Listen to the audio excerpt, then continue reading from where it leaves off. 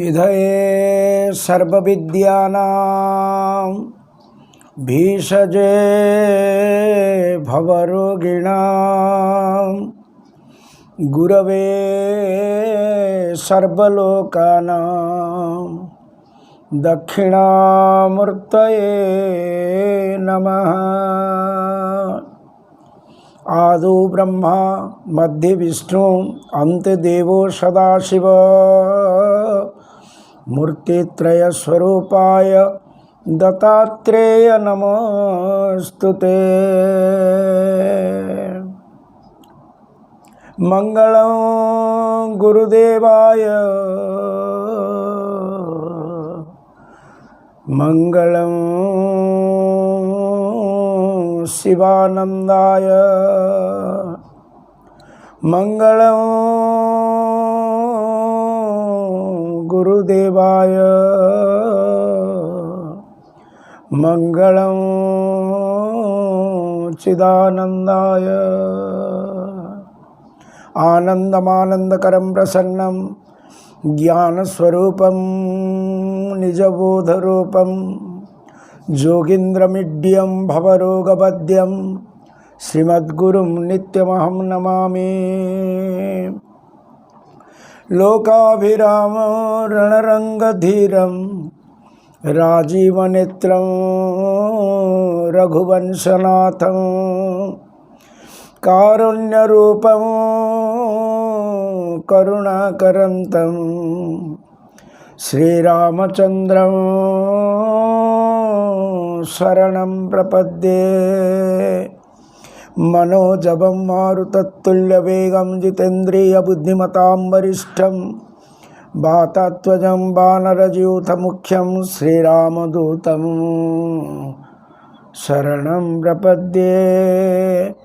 नाहं कर्ता हरिकर्ता तत्पूजा कर्म चाखिलं यज्जत्कर्म करोमि तदखिलं शम्भो तवाराधनम्।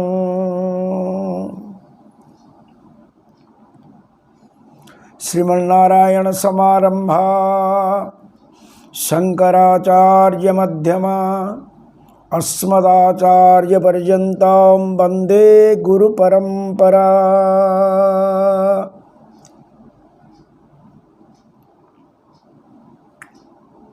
आनंदमय आत्मस्वरूप परमपिता परमेश्वरंकर दिव्य अमर संतान विभिन्न नाम रूप विराजमान करथिबा आपण मानको वासुदेव सर्वम सिया राममय सब जग जानी करहूँ प्रणाम जोरि जुग पानी। समस्त को सप्रेम प्रणाम। परम आराध्य प्रातः स्मरणीय सद्गुरु महाराजंकर हेतु की कृपारु ये जन्म जयंती कार्यक्रम ये कार्यक्रम रे आजिर प्रवचन द्वितीय प्रवचन गुरु महाराजंकर इच्छारु आम को सत्संग मिली। सर्वनियंता सच्चिदानंद भगवान से प्रभुंकर निकट रे कृतज्ञता ज्ञापन पूर्वक गुरु महाराजंकर पादरे शरणापन्न है ये सेवक आजिर प्रवचन कार्यक्रम भीतर प्रवेश करुचे। गत थर आमे शुणुले भगवान श्री रघुनाथ माँ भगवती लक्ष्मण सहित अत्रि ऋषिंकर आश्रम को जाइछन्ति। मनरे विचार करिछन्ति अत्रि को दर्शन करिवे एवं चित्रकूट त्याग करिवे। जहाँ तांकर इप्सित जहाँ निर्देश थिला कैकेयी महाराणींकर राम दंडकारण्य यात्री हब। दंडकारण्य 14 वर्ष वनवास जीवन काटिव। वर्तमान से समय अत्रि ऋषिंकर स्तवन स्तुति निवेदन गत थर आमे संक्षेप शुणुले। अत्रि और अनुसया जोटी रहती परमात्मा प्रभुंर आगमन से जगह को हुए। गत सत्संग आम या संक्षेप आलोचना करिचे। अनुसया एवं अत्रि प्रभु ऋषि को प्रणाम जणे विनयतापूर्वक लक्ष्मण और सीता सहित चित्रकूट त्याग करछन्ते। एवं दंडकारण्य प्रवेश दंडकारण्यर सूचना मु गत सत्संग कही।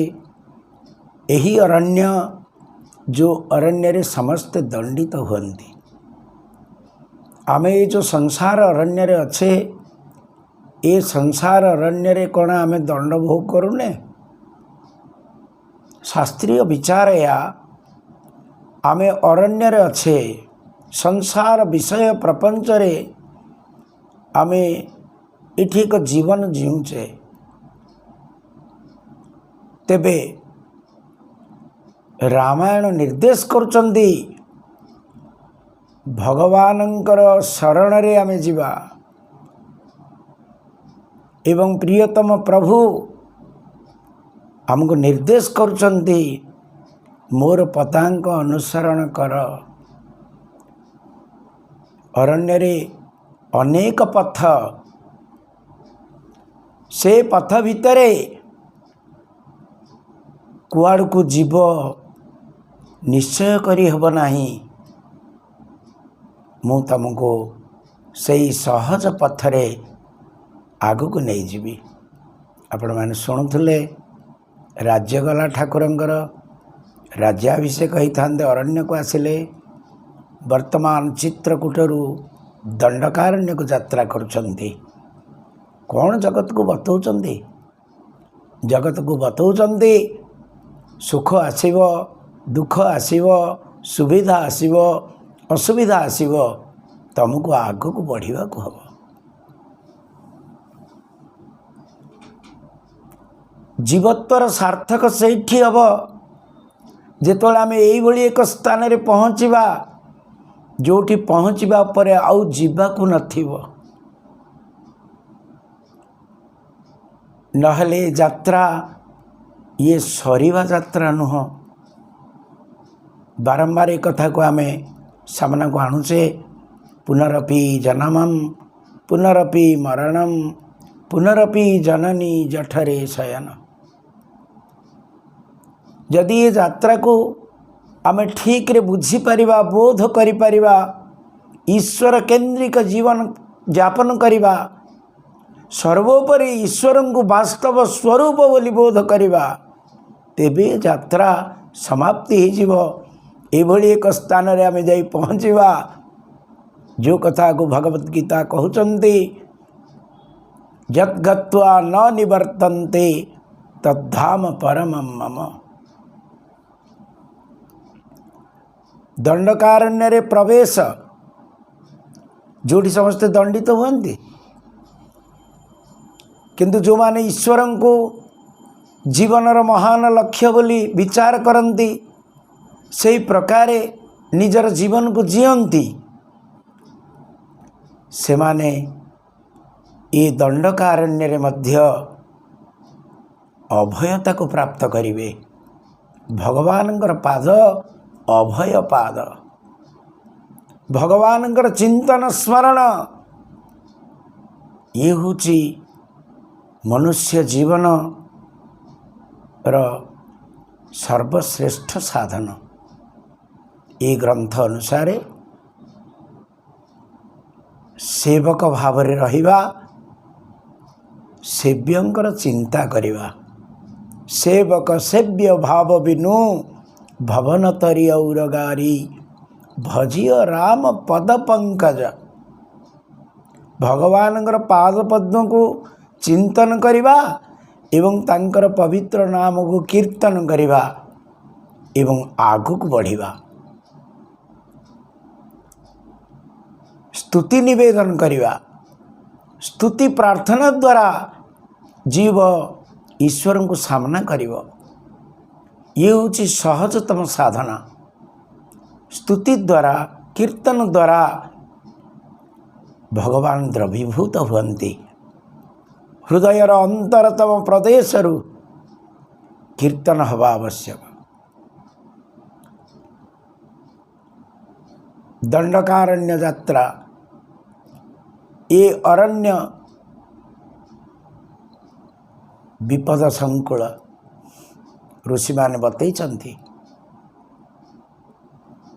बहु हिंस्र जंतु एठारे बसवास करते एवं ऋषि मानंकु ब्राह्मण मानंकु मनुष्य मानंकु खाई जीवा असुर माने एठारे मिलन्ति। विचार करंतु। ए अरण्यर प्रथम प्रसंग विराध उद्धार। विराध एक असुर। पूर्वरु मूल वाल्मीकि रामायण अनुसार तुम्बुरु नामक ये होचंते यक्ष। अभिशप्त हेले कुबेरंक द्वारा असुर जन्म मिलला। ना पड़िला विराध। यांकर पिता होचंती जब। मां का ना शतह्रदा। ये ब्रह्मा को तपस्या करी मुग्ध करई वर प्राप्ति करिसंती। कौन सी अस्त्र शस्त्र रे ये मरिबे नहीं। ये राक्षस भगवान को सामना कला। माँ भगवती सीता को उठे नेला। भगवान श्री रघुनाथ चाहि रहिचंती। लक्ष्मण मूर्ति कहउचंती प्रभु ये असुर को मारंतु। आपण को पाखे पाखे मुँह अच्छी।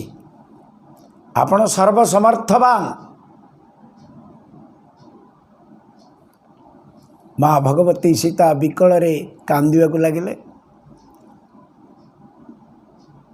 सर निक्षेप कले प्रभु। सरता देहरे बाजिला। क्षत विक्षत कला किंतु किछि हेला नहीं। ब्रह्मांगर वर को भगवान सम्मानित करुचंदी। मर्यादा पुरुषोत्तम प्रभु। नहले राम बाण अव्यर्थ। बाजिला परे काम हब फेरी आसिक बाण कहब काम हो गला। ये रघुनाथंकर बाण। मु मूलरू आपण को सूचना देइछि। राम चक्रधारी विष्णु नुहंती कुदंडधारी राम। जहाँकर कुदंड रे सर संधान करने मात्रे समस्त ब्रह्मांड प्रकंपित हुअन्ति। भगवान जानी पारले। राम लक्ष्मण को उठे नवार विचार कला राक्षस। प्रभुंकर स्पर्श परे ता भीतर एक परिवर्तन आसिला। से पचारिला एवं भगवान लक्ष्मण को कहले ये तो अस्त्र भेद हबनी आ देहरे। तार दुई बाहु को बलपूर्वक भांगी देले। सेतेबेले सी देखि पारिला। प्रभु को पचारला तमे दशरथ नंदन तमे कौशल्याकर प्राणधन। भगवान परिचय देले। से जानी पारिला ये लक्ष्मण ये भगवती सीता। एवं सेठी कहला तुम द्वारा मु मोर पूर्वावस्था को फेरी जीवी। रामचरित मानस गोस्वामी लिखिले जे जेतेबेले असुर को देखिले ये अभिशप्त असुर या उद्धार करवा मोर कर्तव्य। तेणु गोस्वामी जी एक धाड़ी रे प्रसंग को सारिले। दीन जानी बड़ा दयनीय अवस्था ताकू देखी नित्य धाम को प्रेरण कले। भगवान रघुनाथ तांको धाम को प्रेरण कले। आसव आग को प्रसंग श्री रघुनाथ जा उपरे क्रोधित हेबे। निर्वाण दायक क्रोध जाकर क्रोधरु मोक्ष देदेवे। किंतु विराध कहला मूल वाल्मीकि रामायण अनुसार जे मते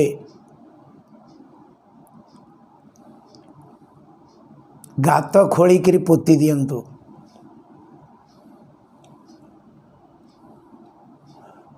विचार करा जाओ। एवं सरभंग ऋषि आश्रम को रास्ता बतेला। ये सरभंग को ब्रह्मांकर खबर आसिलानी ब्रह्मलोक को जीवापाई प्रस्तुत होते ऋषि। किंतु जेतेबेले शुणिले भगवान श्री रघुनाथ चित्रकूट आड़ को आसुचंती तांकर यात्रा दंडकारण्य को हब। तेणु अपेक्षा करी बसिचंती। भगवान श्री रघुनाथ को दर्शन करी कृतकृत्य हेले ऋषि सरभंग एवं एक कथा को निवेदन कले, हे प्रभु आपण एठी मोर सानिध्य रे थिबा समय रे आपण को देखी देखी जोगाग्नि रे प्रवेश करी ए इच्छा मोर पूर्ण करंतु। सरभंगर इच्छा को पूर्ण करी भगवान आग को बढ़िले सुतीक्ष्ण आश्रम। गोस्वामी तुलसीदास जी महाराज सुतीक्ष्ण प्रसंग को टे बढ़ई चंदी। मूल वाल्मीकि रामायण रे सुतीक्ष्णंगर आश्रम रे प्रभु अवस्थान करिचंदी एवं सेठू अगस्त्य ऋषि आश्रम रे पहुँचवा पाई रास्ता सुतीक्ष्ण बतई चंदी। ये मूल वाल्मीकि रामायण। किंतु तुलसीदास रामायण रे ए प्रसंग को अलगा प्रकार गोस्वामी जी उपस्थापन करिचंदी। सुनिवा गोस्वामी जी जेतेबेले सुतीक्ष्ण को देखुचंती से कहउचंती, ऋषि अगस्त्य के शिष्य सुजान नाम सुतीक्ष्ण रति भगवान। अगस्त्य ऋषिंकर परम शिष्य ये होचंती सुतीक्ष्ण। विचार करंतु गुरुकुल रे पिला माने जाई पाठ पढ़ती छात्र माने ये सूचित करोची अगस्त्यर एक गुरुकुल थिला।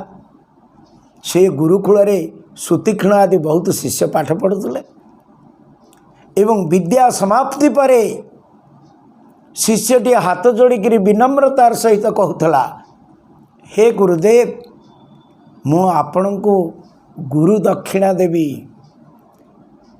किंतु अगस्त्य ना आपण माने जानिछंती, तांकर प्रभाव को भी अल्प कर शुणिचंती।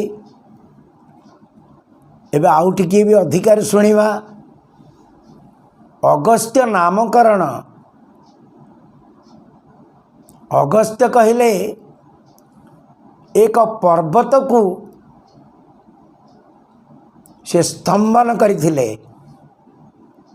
से पर्वत हूँ विंध्य पर्वत।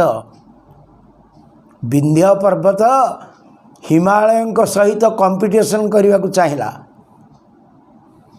तांको कही दिया गला एते दूर आमे जीवानी बहुत लंबी जीव।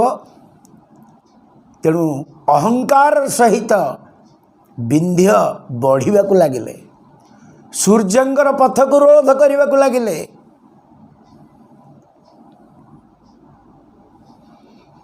देवता ऋषि अगस्त्य पाखे जाइकरी शरणापन्न हेले। कहले वर्तमान जो परिस्थिति ए परिस्थिति आपण ही रक्षा करें।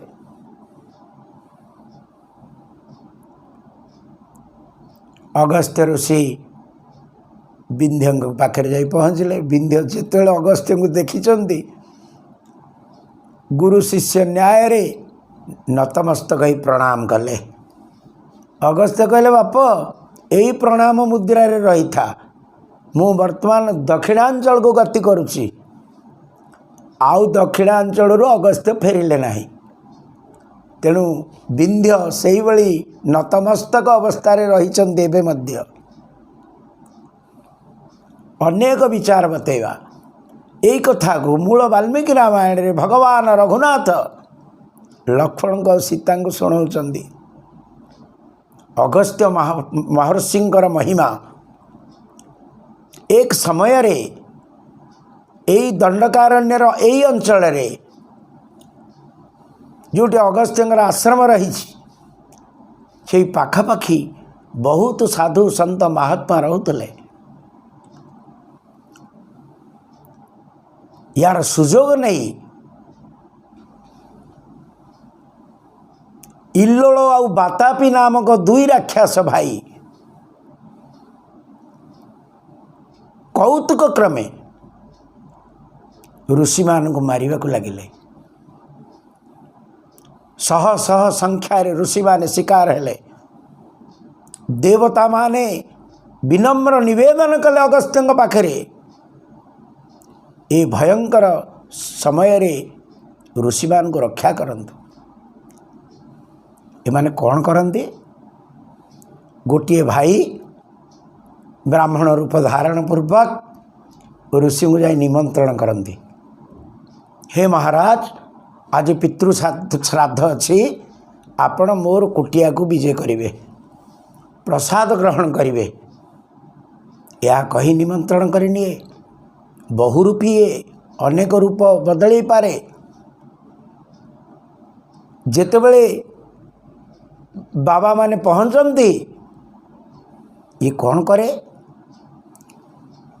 तार भाई बातापी को छेली कर दिए, मेंढा कर दिए वर्णना अछि। एवं तार मांस प्रस्तुत करी जत्नर सहित एमान को खुआए। खाई सारा परे तांको पानी दिया हाथ धोइबा पे ऋषि कहते तमें भी भोजन करनी। असुर कहे टिके मो भाई को डाकुची।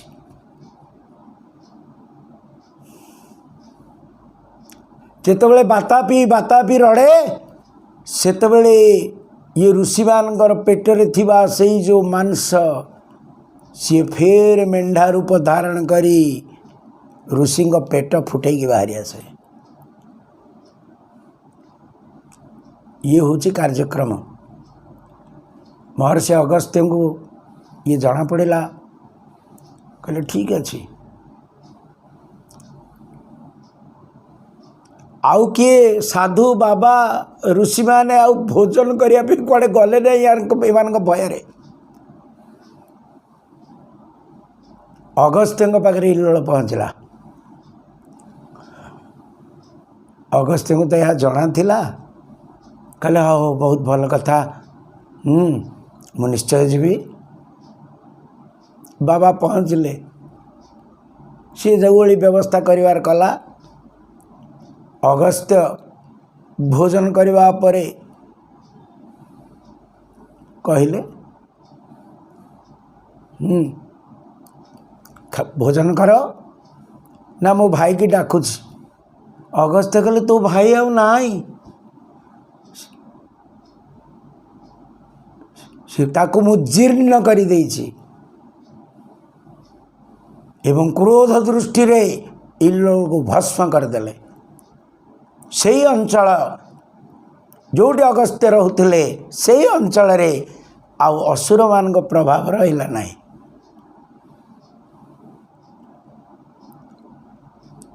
यही हूँ कथा। वर्तमान मु सुतीक्षण कथा आपन कहूँ। ସୁତୀକ୍ଷ୍ଣ ହେଉଛନ୍ତି ଶିଷ୍ୟ, ଅଗସ୍ତ୍ୟ ହେଉଛନ୍ତି ଗୁରୁ। ଗୁରୁ ଦକ୍ଷିଣା ଦେବା ପାଇଁ ଯେତେବେଳେ ସୁତୀକ୍ଷ୍ଣ ବିନମ୍ର ନିବେଦନ ଜଣାଇଲେ, ସେତେବେଳେ ଅଗସ୍ତ୍ୟ ମନା କଲେ।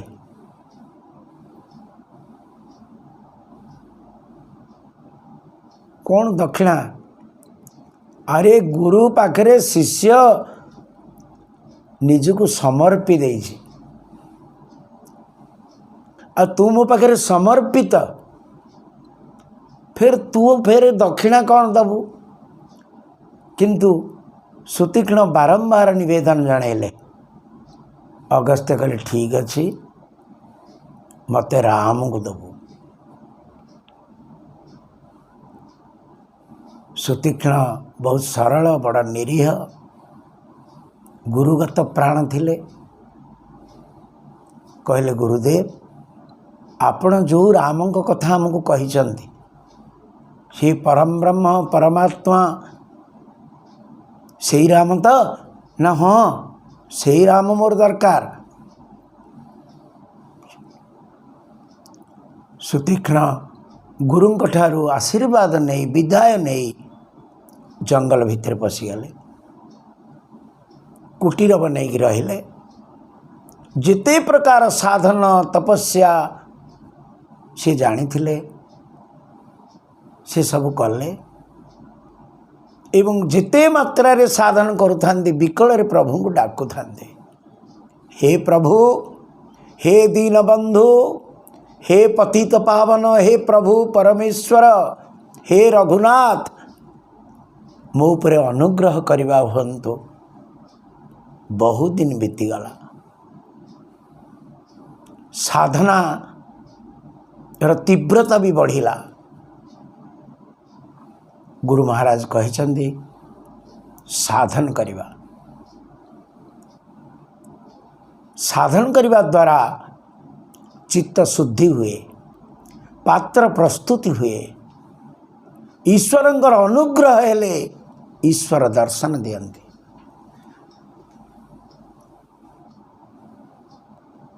ସାଧନା ଯେତେ ମାତ୍ରାରେ ହେବ ସେତେ ମାତ୍ରାରେ ପ୍ରଭୁ ଦର୍ଶନର ବ୍ୟାକୁଳତା ନେଇକରି ପ୍ରଭୁଙ୍କ ଦର୍ଶନ ହେବ। ସୁତୀକ୍ଷ୍ଣଙ୍କର ବ୍ୟାକୁଳତା ବଢ଼ିଗଲା। କେତେବେଳେ କୁଆଡ଼େ ଯାଉଛନ୍ତି ସେ ଜାଣିପାରୁନାହାନ୍ତି। ରାସ୍ତାରେ ଦୌଡ଼ୁଛନ୍ତି, ପଛକୁ ବୁଲିକିରି ଦେଖୁଛନ୍ତି ମୋ ପ୍ରଭୁ ଆସୁଥିବେ ପରା। ହେ ପ୍ରଭୁ, ମୋ ପାଖରେ ସେମିତି କିଛି ସମ୍ବଳ ନାହିଁ, ସେମିତି ସାଧନା ନାହିଁ, ତେଣୁ ତମେ ଦର୍ଶନ ଦେଉନ। କେତେବେଳେ ନୃତ୍ୟ କରନ୍ତି, କେତେବେଳେ କୀର୍ତ୍ତନ କରନ୍ତି, କେତେବେଳେ ଧ୍ୟାନସ୍ଥ ହେଇଯାଆନ୍ତି। ଏଇ ବାବାଙ୍କ ଉପରେ ଅନ୍ୟ ବାବାମାନଙ୍କର ସବୁ ନଜର ରହେ। କି ବ୍ୟାକୁଳତା, କେଡ଼େ ବ୍ୟାକୁଳରେ ସେ ଭଗବାନଙ୍କୁ ଡାକୁଛି। ଭଗବାନ ଶ୍ରୀ ରଘୁନାଥ ଚିତ୍ରକୂଟ ଛାଡ଼ିବା ପରେ, ସରଭଙ୍ଗ ଆଶ୍ରମ ଅତିକ୍ରମ କରିବା ପରେ ସୁତୀକ୍ଷ୍ଣଙ୍କର ଆଶ୍ରମ ପାଖରେ ପହଞ୍ଚିଲେ। କ'ଣ ଦେଖିଲେ? ସୁତୀକ୍ଷ୍ଣ ବଡ଼ ବିକଳରେ ପ୍ରଭୁଙ୍କୁ ଡାକୁଛି। ତାର ବିକଳକୁ ଦେଖି, ବିକଳ ଭାବକୁ ଦେଖି ଭଗବାନ ଅଥୟ ହେଇ ଉଠିଲେ। ଲକ୍ଷ୍ମଣ ଆଉ ସୀତାଙ୍କୁ ନେଇ ଅଗସ୍ତ୍ୟଙ୍କ ଆଶ୍ରମ ଗଲେ। ଦେଖିଲେ କ'ଣ ନା, ଅଗସ୍ତ୍ୟ ସେତେବେଳେ ଆଖି ବୁଜିକିରି ବସିଛି ରାସ୍ତା ଉପରେ। ରାସ୍ତା ଉପରେ ଅଗସ୍ତ୍ୟ ସୁତୀକ୍ଷ୍ଣ ଆଖି ବୁଜିକିରି ବସିଛନ୍ତି। ଏ କଥା ଭଗବାନ ଦେଖିଲେ। ଆଉ ତାର ପ୍ରଭୁ ପ୍ରୀତିକୁ ଭଗବାନ ଗଛ ଆଢ଼ୁଆଳରେ ରଖି ଚାହିଁଲେ। ରହିକି ଦେଖିଲେ ଆଉ ବ୍ୟସ୍ତତା ନାହିଁ, ଆଉ ବ୍ୟଗ୍ରତା ନାହିଁ। କ'ଣ ପାଇଁ ନା, ଭଗବାନ ଶ୍ରୀ ରଘୁନାଥଙ୍କର ଯେଉଁ ଦିବ୍ୟ ରୂପ, ସେଇ ରୂପକୁ ଋଷି ଧ୍ୟାନରେ ଦେଖୁଛି। ଅନ୍ତର୍ମୁଖୀ ହେଇଯାଇଛି ମନ।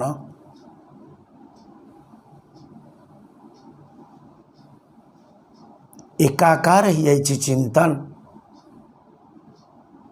बाह्य ज्ञान लुप्त हो जाइछि।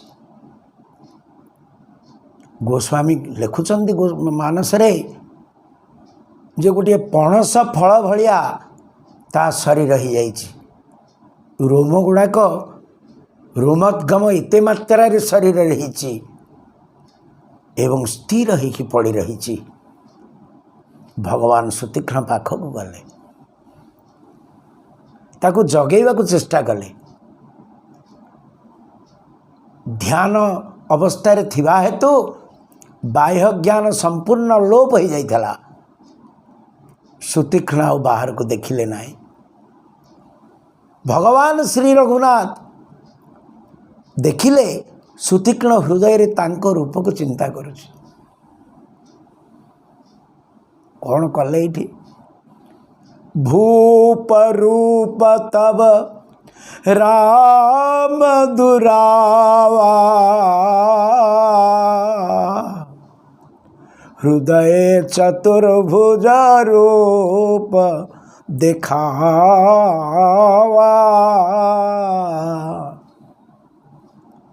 ये राम रूप को हटेई भगवान तांकर वास्तव रूप को देखेले भितरे, ये चतुर्भुज नारायण रूप को देखेले। तत्क्षणात ही सुतीक्ष्णकर भाव रे परिवर्तन हला, ध्यान छुटीगला।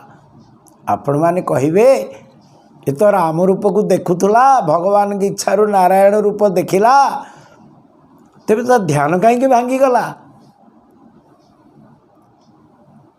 गुरु बतईचंती जो ध्यान मंत्र श्री रघुनाथंकर ताकू नहीं कि से साधना करथुले। एक निष्ठ भक्ति आपण माने जानिचंती। थरे हनुमान जी महाराज भगवान कृष्ण को दर्शन कले। हनुमान सबुले अछंती। भगवान कृष्ण को जिते देखिले हनुमान जी कहले, प्रभु भगवान श्री रघुनाथ एवं आपण अभिन्न अटंती, अभेद परमात्मने, तथापि मम सर्वस्व राम राजीव लोचन। श्रीनाथे जानकी नाथे, आपण होचंती श्रीनाथ। भगवान रघुनाथ जानकी नाथ, हे प्रभु मते दया करी राम रूप रे दर्शन दियंतु। एकनिष्ठ भक्ति। अनेक दृष्टांत दबा। गोपी माने बड़ विकल रे श्याम सुंदर को खोजुचंती। विकलता चरम सीमारे पहुँची गला। भगवान तांको परीक्षा करिवा पाई तांकर वास्तव स्वरूप चतुर्भुज नारायण रूप रे दर्शन देले। गोपी मानकर मनबोध हैला नाही। गोपी माने से प्रभुंक पाखरे नेहुरा होकर दंड प्रणाम कले। भगवान कहले, गोपी कौन चाहूच तमे? कहले, प्रभु आम श्याम सुंदर आमर नंदनंदन को ये खोजिक आमको दे दियंतु। एथिरु बोध होउथब गोपी मानकर एकनिष्ठ भक्ति केते तीव्र थिला। सेथिपई तो नारद आदि ऋषि माने कहले यथोक्त ब्रज गोपिकान। आज ये प्रसंग आम जो देखुचे, गुरु बतईचंती जो ध्यान रूप, से ध्यान रूप एवं गुरु बतई मंत्र रे साधना। भगवान श्री रघुनाथंकर दिव्य रूप को जिते हृदय रे चिंता कर, ध्यान कौन? The meditator, the object of meditation, when both becomes one, the process is meditation. एकाकार हो जाइछंती। एवं जिते चतुर्भुज रूप देखिले से झलक जेतोले देखिले ताको ध्यान भांगीगला। कौन देखिले? सामना रे प्रभु ठिया होइचंती। प्रभुंकर व्याकुलता बढ़ीगला। अरे भक्त, तो पाखरे मु ठिया आइछि, केते दिनरु विकल रे मते खोजुथुलो, केते झुरीचु, देख मते। जेतेबेले सुतीक्ष्ण प्रभु को देखिला, पाद तले सोई गले। प्रभु, मोर मनस्कामना पूर्ण हो गला, आपण को दर्शन मिलिला, किंतु आउ किछि बाकी अछि। भगवान पचारे कौन बाकी अछि ना? बहुत दिन गुरु महाराज को दर्शन करना, से लालसा बढ़ुची, किंतु मो पाखे रास्ता किछि नथिला। ठाकुर, आपण एते विलंब लगेले। हऊ, आपण मो साथी रे अगस्त्य ऋषि आश्रम को जीवे। मु कही देइछि गुरुदेव को, सी मते कही, अरे सुतीक्ष्ण, राम को दर्शन कले तांकु नेइकी आसिकी मो पाखरे पहुँचेयु। केते दिन बीती गलानी, आपण एते डेरी लगेले। भगवान सुतीक्ष्णकर अवस्था को देखी एते मात्रा रे प्रभावित हेले। कहले, सुतीक्ष्ण, तमे जहा चाहुच ताहा हब। ध्यान दियंत। प्रवक्ता माने ताको एभली कहले, जहा कहले मु आपन को कहूची। कहले, प्रभु आपण दक्षिणा हेबे। भगवान कहले, मु तो तोर होइछि, तू मते जहा करिवु करिवु। चलंतु गुरु महाराज को पाखक। ये तुलसी रामायण सूचित करूचंदी। मूल वाल्मीकि रामायण रे अगस्त्य आश्रम को रास्ता देखई सुतीक्ष्ण जाई नांती। ये हूँ गोस्वामी जी स्वतंत्रता।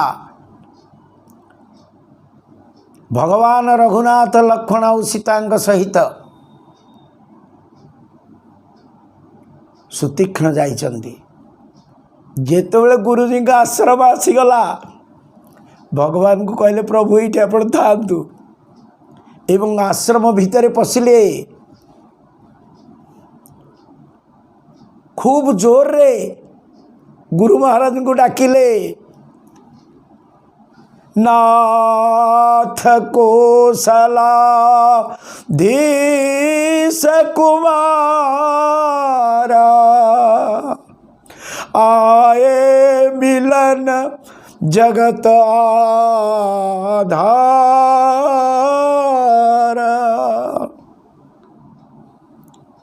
गुरु महाराज कहते राम रूपर ध्यान।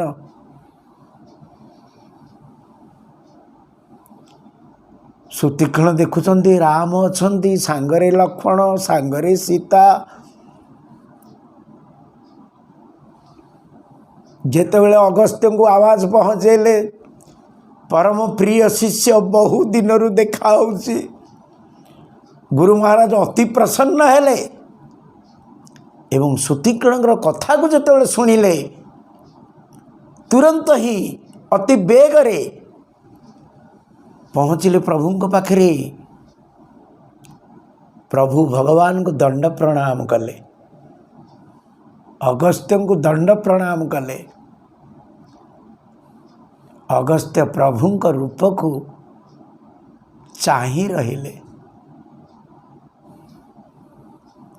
एठी कथा आसिला, भगवान श्री रघुनाथ कहले, तमर शिष्य मते एठी नहीं कि आछंती, आ मो सांगरे लक्ष्मण एवं सीता अछंती। एबे आपण आमको जो भली विनियोग करिवे, आमे ताहा ସେଇ ଆଦେଶକୁ ପାଳନ କରିବୁ।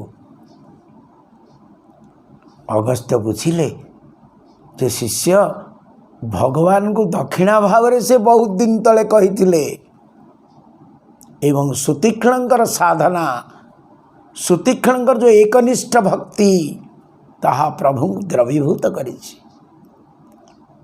ଏବେ କହୁଛନ୍ତି ପ୍ରଭୁ ହେ ଅଗସ୍ତ୍ୟ ମହାମୁନି, ଆପଣଙ୍କ ଦର୍ଶନରେ ଆମେ କୃତାର୍ଥ ହେଇଛୁ। ଆମେ ବନବାସୀ ରାମ, ଆପଣ ଯେଉଁଭଳି ନିର୍ଦ୍ଦେଶ ଦେବେ ସେଇଭଳି କାର୍ଯ୍ୟାନୁଷ୍ଠାନ ଆମେମାନେ କରିବୁ। ଅଗସ୍ତ୍ୟ କହିଲେ ହେ ରଘୁନାଥ, ଦଣ୍ଡକ କାନନକୁ ପାବନ କରନ୍ତୁ। ଅସୁରମାନଙ୍କର ପ୍ରଭାବରେ ଦଣ୍ଡକାରଣ୍ୟ ଏକ ଅଲଗା ପରିବେଶ, ଏକ ଅଲଗା ପରିସ୍ଥିତି, ଏକ ଶୋଚନୀୟ ପରିସ୍ଥିତି। ଆଗରୁ ଆପଣମାନେ ଶୁଣୁଥିଲେ ମୁନି ଋଷିମାନେ କହିଛନ୍ତି ଏଇ ଯେଉଁ ପାହାଡ଼ ଦେଖାଯାଉଛି ଇଏ ସାଧୁସନ୍ଥ ଋଷିମାନଙ୍କର ଅସ୍ଥି। ଆଜି ଅଗସ୍ତ୍ୟ କହିଲେ ଆପଣ ପଞ୍ଚବଟୀକୁ ଯାଆନ୍ତୁ ଏବଂ ସେଇଠି ରହି ସାଧୁସନ୍ଥ ମହାତ୍ମାମାନଙ୍କୁ ନିର୍ଭୀକ କରିଦିଅନ୍ତୁ, ଅଭୟତା ପ୍ରଦାନ କରନ୍ତୁ। ଏ ରାମ ଅଗସ୍ତ୍ୟ ସମ୍ବାଦ ଏକ ଲମ୍ବା ସମ୍ବାଦ। ଏଇଠି ଭଗବାନ କିଛି ଦିନ ଅବସ୍ଥାନ କରିଛନ୍ତି ଏବଂ ଅଗସ୍ତ୍ୟଙ୍କ ନିର୍ଦ୍ଦେଶ କ୍ରମେ ପ୍ରଭୁ ପଞ୍ଚବଟୀ ଗଲେ। ଯେଉଁ ଜାଗାରେ ରହିଲେ ସେଇ ଜାଗାର ନାଁ ହେଉଛି ନାସିକ ପଞ୍ଚବଟୀ। ଆମେ ତାକୁ କହୁଛୁ ନାସିକ। କ'ଣ ପାଇଁ କହୁଛୁ ଆକୁ ନାସିକ? ଏଠାରେ ଶୂର୍ପଣଖାର ନାସିକା ଛେଦନ ହେଇଥିଲା, ତେଣୁ ଏ ଜାଗାରେ ପଡ଼ିଲା ନାସିକ। ଏବଂ ଏ ପଞ୍ଚବଟୀ ଗୋଦାବରୀ ନଦୀ କୂଳରେ ଭଗବାନ କୁଟିଆ ତିଆରି କରି ଅବସ୍ଥାନ କଲେ ଏବଂ ଏଇ ଦଣ୍ଡକାରଣ୍ୟ ଯାତ୍ରା ପଞ୍ଚବଟୀ ପର୍ଯ୍ୟନ୍ତ ଏଠି ଗୁଧ୍ରରାଜ ଜଟାୟୁ ସହିତ ଭେଟ ହେଲା। ଆପଣମାନେ ଜାଣନ୍ତି ଅରୁଣଙ୍କର ଦୁଇ ପୁତ୍ର, ଜଣେ ହେଉଛନ୍ତି ଜଟାୟୁ, ଜଣେ ହେଉଛନ୍ତି ସମ୍ପାତି। ଏ ଦୁଇ ଭାଇ ଏବଂ ଏ ଜଟାୟୁ ଭଗବାନ ରାମଙ୍କୁ ଯେତେବେଳେ ଅରଣ୍ୟରେ ଦେଖିଲା, ଆପଣମାନେ ଏ କଥା ବି ଜାଣିଥିବେ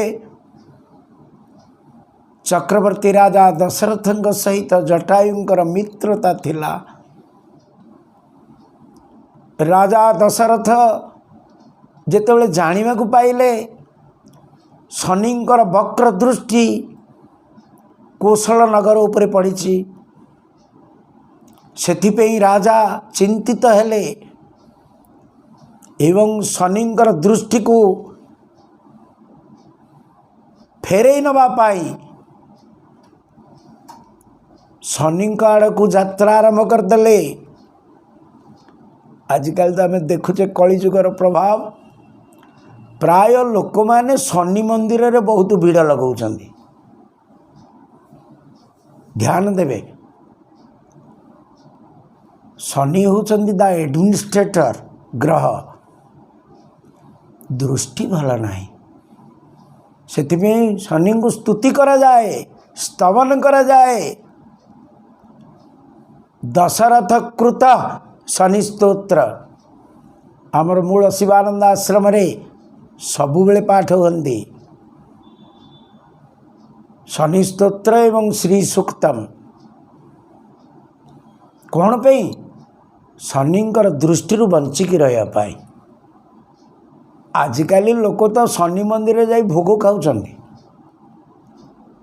ବ୍ରାହ୍ମଣମାନେ ଯେତେବେଳେ ଶନିଙ୍କୁ ଆହୁତି ଦିଅନ୍ତି, ନବଗ୍ରହଙ୍କୁ ଆହୁତି ଦେଲାବେଳେ ସ୍ୱରୂପଟାକୁ ଧୁଅନ୍ତି। ବିଚାର କରନ୍ତୁ ଲୋକମାନଙ୍କର ସ୍ଥିତି ବର୍ତ୍ତମାନ କୁଆଡ଼କୁ ଗଲାଣି। शनि को स्तुति करा जाए, प्रार्थना करा जाए, निवेदन करा जाए, हे प्रभु आपण दृष्टि मो उपरे पकांतु नाही, मो प्रति सदय हंतु। विचित्र विचार। दशरथ चलिले शनि आड़ को। शनि जानिले ये हूँ चक्रवर्ती राजा दशरथ। आग को यांकर घरे भगवान अवतरित हेबे।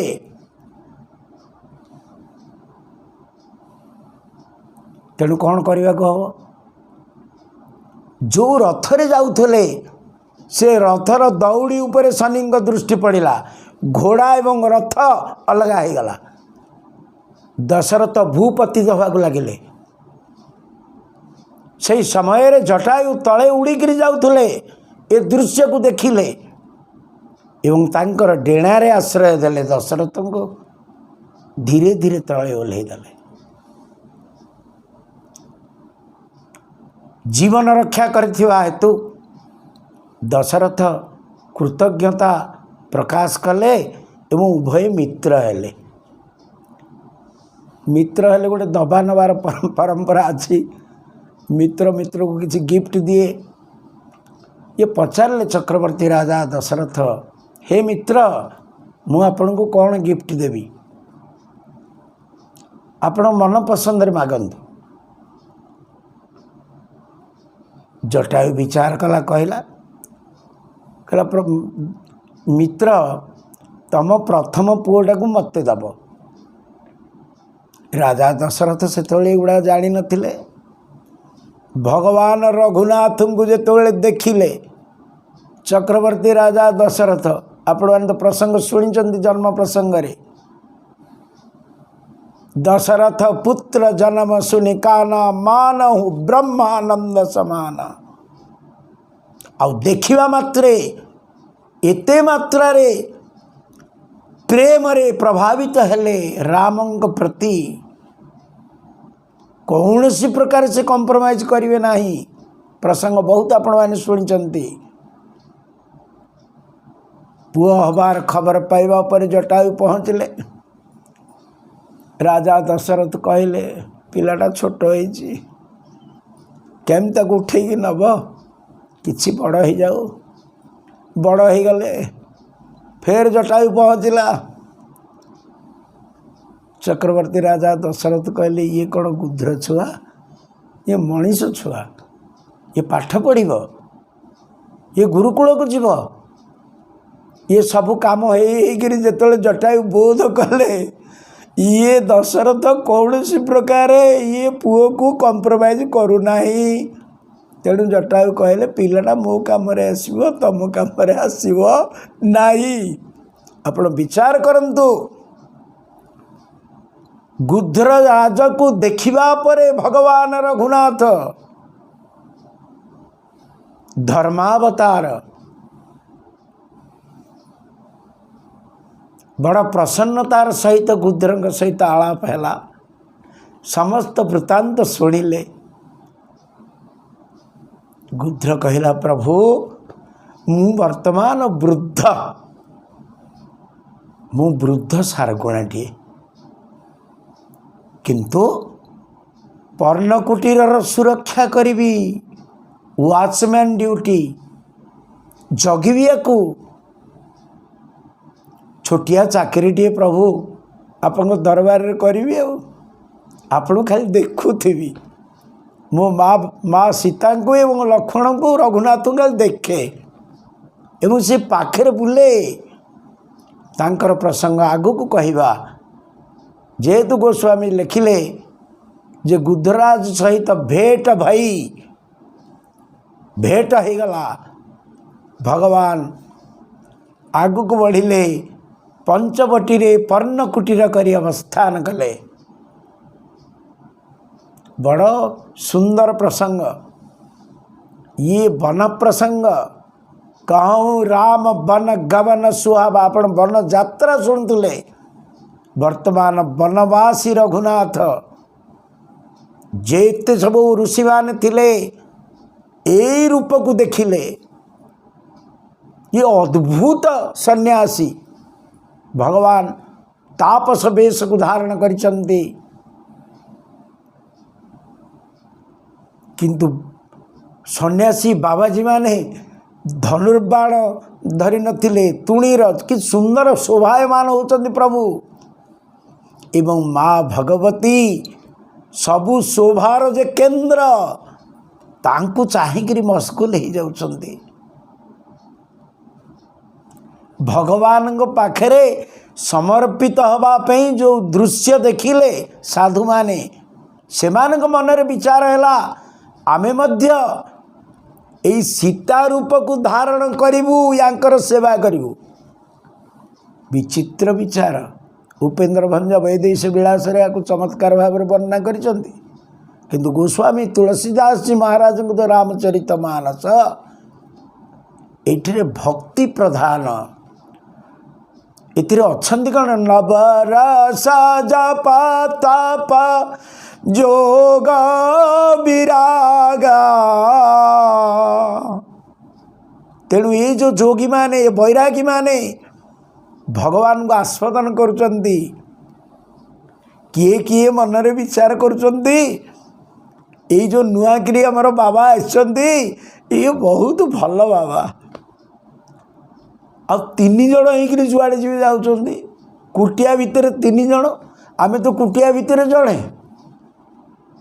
आम कुटियार आम जड़े भजन कीर्तन करने आ दुई नहीं एक में अलेख निरंजन दो में गड़बड़ किंतु माँ भगवती को देखी एते मात्रा प्रभावित हेले मनरे विचार कले जे यांकर भलिया एक दिव्य नारी आहा जो रूप को देखल अपलक पलक पड़ूना आपण मान देखिए प्रसंगता आग को बढ़ भगवान शंकर भगवती को कहउचंती उमा कहू मैं अनुभव अपना सतहरि भजनो जगत सब सपना। ये जगत स्वप्नवत स्वप्न रे दृश्यमान वस्तु जागृत अवस्था रे दिशे नहीं। हे उमा हे देवी ये समग्र जगत स्वप्नवत दृश्यमान एवं यार आधार यार केंद्र समस्त प्रपंचर अतीत समस्त प्रपंचर अंतराल रे एक प्रपंचातीत परमेश्वर विद्यमान से ही सत्य परमात्मा सत्य भाव रे प्रकाश होचंती। तेणु असत्य जगत सत्य भली बोध होउछि ये सूचित करुछि। जो कथा गत सत्संग में आलोचना करथिले ईशावास्यमिदं सर्वम everything is God everything is divine. ये समग्र विश्व ब्रह्मांड आमे जहाँ देखुचे भगवान शंकर कहले ये मिथ्या न कहेंगे मिथ्या ना स्वप्नवत स्वप्न रे वस्तु दृश्यमान हुए जागृत अवस्था को जो आम आसु स्वप्न रे देखा जाउथवा वस्तु दृश्यमान हुए नहीं। जगत सबु सपना सत हरि भजन भगवान भजन ही सत बोली कहले। मु आगुर कही ये विशिष्ट अद्वैतवाद विचार सेवक सेव्य भाव विनु भवन तरी औरगारी भजिय राम पद पंकज। ये भगवानंकर पादरे निजको समर्पण करी मु दासानुदास आपण मोर परम ईश्वर मोर परम आश्रय मोर एकमात्र साधन आपणकर स्तुति निवेदन आपणकर कीर्तन। सेतिपे तो भागवत रे कहा जाई अछि जेते जेते तपस्या जेते जेते व्रत जेते जेते नियम कली जुगरे सबुठी छिद्र रहिब। कलीर प्रभाव एभली किंतु भागवत कौन कही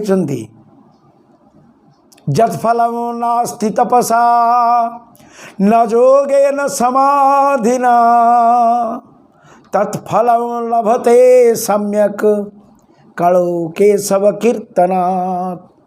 से भगवान शिव माँ पार्वती कहते सत हरि भजन जगत सबु सपना। ये मोर अनुभवर कथा कहूँ देवी, मो निजर अनुभव तुम पाखे कहूँ। आउ कौन कहले सुनाहु माते लोग अभागी हरि त्यजी होई विषय अनुरागी। अभागा लोकं को देख देवी संसार रे से माने अभागा दुर्भागा हतभागा जो माने भगवत भजन छाड़ी भगवान ही सत्य एकता को बोधन करी ए अनित्य संसार विषय प्रपंच पछरे पड़िचंती। तांको एगुड़ाक सत भली लगुच जहाँ केबे भी सत्य नुह।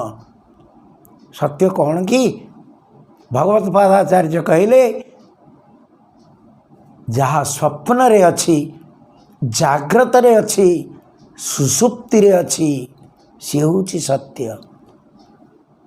आमे जाग्रत अवस्था रे जहाँ देखुचे स्वप्न रे आउ से देखा जाउची। संपूर्ण निद्रा अवस्था रे ना जाग्रत सत्य ना स्वप्न सत्य। संपूर्ण निद्रा अवस्था रे किछि न थाए। यत् स्वप्न जागर सुसुप्तिमवेति नित्यम तत्सत्यम। ये तीन ऊर्ध्वरे जे सबु समय रे नित्य वर्तमान सबुबेले आम सामने रही ठाकुर से मोर जीवन सर्वस्व मो सेवक से मोर स्वामी से मोर परम आश्रय। ए कथा को बोध करी जो माने भगवान गुण कीर्तन करती से माने भाग्यवान। ए कथा को भगवान शिव माँ पार्वती कहते सुनऊ माते लोग अभागी हरित्यजी होई विषय अनुरागी। आमे कौन भगवान को पाखक जाई प्रार्थना करी विषय मागुनु वस्तु मागुनु।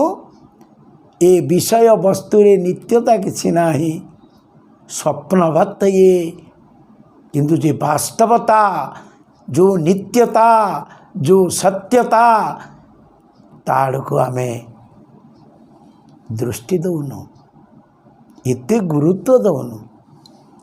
संसार किसी काम पड़े भगवान को डाकू जदि किसी विषय प्रचुर मात्रा प्राप्त हो गला आमे टिके थैंक यू कहू धन्यवाद कही नड़ियाटे भांगू फूल टिके दे दो सेतिकी।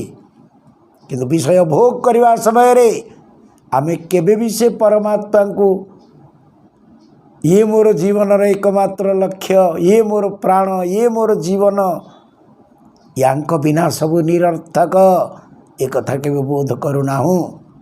विषय ग्रहण करने समय रे आमे प्रथमे भगवान को भूली जाओ।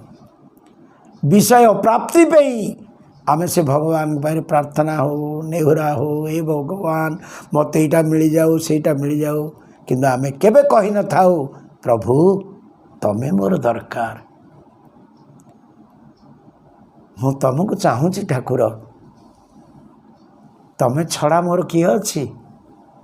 आमे जेते मुंडिया मारू फूल चढ़ू भगवान मार अनंती नहीं।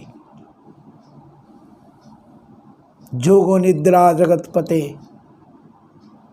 जदि किए विकल रे कहे प्रभु आपण को छड़ा मोर किए अच्छी से भगवान आखि खोलिकी चाहती अरे किए जड़े मते चाहूँची किए जड़े मते डाकुची विचार करंत। ये भावना रे बंचिबा होची दिव्य जीवन, leading the life of spirit. Sadguru Maharaj ये गोटे कथा को कहले हमको बारंबार, हे मनुष्य तमे एक साधारण पंचकोश तैयारी होइथिबा एक जीव नुह, पंच महाभूत तैयारी होइथिबा एक वस्तु नुह, हाड़ मांस रक्त को धारण करता एक शरीर नुह। ये दुर्लभ देव दुर्लभ ये मनुष्य शरीर मु तुमको यहाँ देइछि। मु ए भितर बसिछि। आमे कहू ठाकुर तुम आड़े देखा को आमर बेल नहीं, सबू करने को समय अच्छी, किंतु प्रभुंकर चिंतन प्रभुंक स्मरण प्रभुंक कीर्तन करने आमे कहू आमको समय नहीं। विचार करंतु आमे को रास्तार गति करुचे। यही तो अरण्य, ये अरण्य भितर पथभ्रष्ट है आमे घूरी बुलुचु। आउ टिके परे बाघर गर्जन शुभिब, गला सत्संग आमे शुणीचे। प्रति मुहूर्त मृत्यु अपेक्षा करिचे हमको। Time sweeps away Guru Maharaj, kings and warriors, where is Ashoka, where is Yudhishthir, where is Napoleon. समस्ते समयर स्रोतर बही जाइछन्ति, कहार सत्ता रहिबा नाही। जेतिकी समय ये शरीर हमको मिली, यार सद्विनियोग करिबा, आगो ठीक ठीक रे व्यवहार करिबा, सर्वश्रेष्ठ व्यवहार जहाँ भगवान शंकर कहले, कहूँ में अनुभव अपना, सत हरि भजन जगत सब सपना। भगवान सुंदर कुटीर करी, पर्ण कुटीर करी पंचवटी अवस्थान कले, समस्तंगर मन को आनंदित कले, आह्लादित कले, समस्ते अनुभव कले जे वर्तमान आम पाखरे प्रभु अछंती। अभयता प्रदान करदेले प्रभु। साधु संत महात्मा माने निर्भय रे अरण्य विचरण कले। जो कथा को आगुरी कही 14,000 राक्षस सहित खर दूषण त्रिशिरा ये राजधानी बनई। आसुरिक बल को नहीं कौन करिवे, ये साधु संत महात्मा मान को मारिवे। विचार करंत कि भली परिस्थिति हिची, ताकू तो मुकाबिला करिया पे ठाकुर निजे अरण्य को कर्म भूमि करवा आछिचंती। तांकू कि वनवास करे दब, से निज इच्छा रे प्रभु आज बाछिचंती दंडकारण्य को। आज पंचवटी आश्रम स्थापन करी भगवान एठी रहिले। कौन करिवे ना एबुठू वर्तमान ठू निशिचर नासा। जो हाथ उठे पण करथिले ठाकुर, निशिचर विहीन करहु मही, भुज उठाई पण किन्ह। एक पाखरे निशाचर मान को समाप्ति करिवार आश्वासना, आर पाखरे साधु संत महात्मा महापुरुष मान पाखरे पहुँची सब आश्रम मान को जाई समस्त को अभयता प्रदान करुछंती। न भेतव्यम भय करना, मु आसीगलिणी, मु तम साथी रे अछि। ये जो विचित्र ये एक भावना आर पाखरे मु पूर्वर कही देइछि। भगवती सीतांकर गभारे फूल थोई ठाकुर तांको मने पकई दौचंदी, हे देवी तमे भावनी जे साधारण एक मात में ना उद्भव स्थिति संहारकारिणी एवं संहारकारिणी रूप को धारण करिव एवं रावण कुंभकर्णंकर उद्धार कारण हम। ये हूँ विचार आजिर। भगवान वर्तमान नासिक पंचवटी अवस्थान करछन्ति, समस्त को अभयता प्रदान करी प्रसन्न करिछन्ति। दंडक वन उपर जो अभिशाप थिला गौतम ऋषिंकर आज दंडक कानन पावन कारी ये दंडक कानन समस्त प्रकार बाधा विघ्न को हटेबे।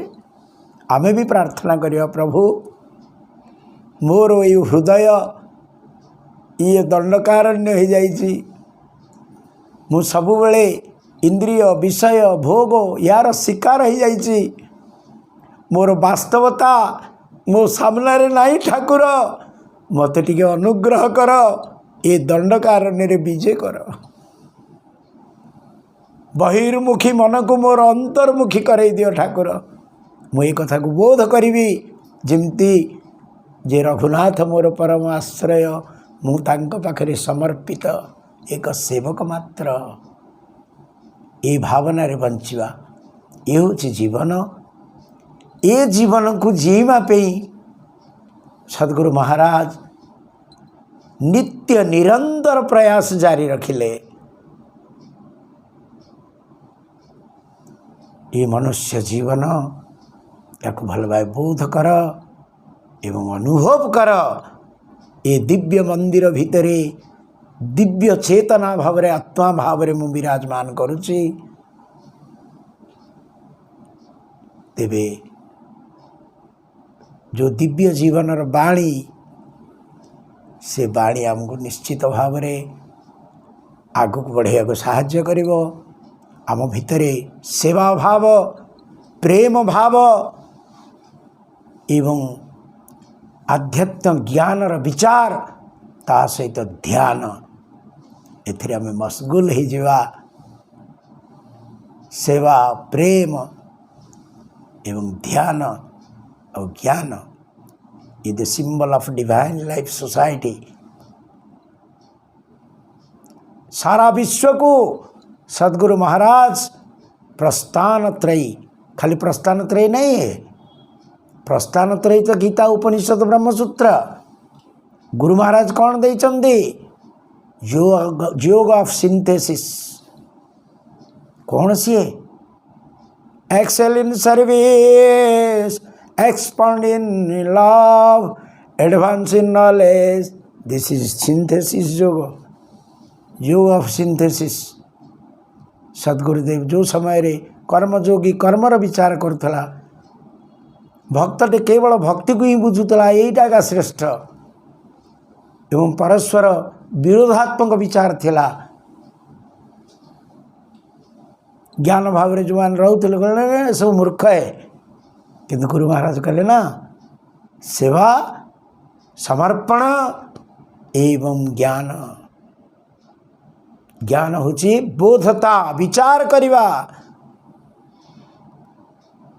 समर्पित हवा एवं सेवारे नियोजित हवा। Hands to work, mind to lord एवं विश्व प्रेम।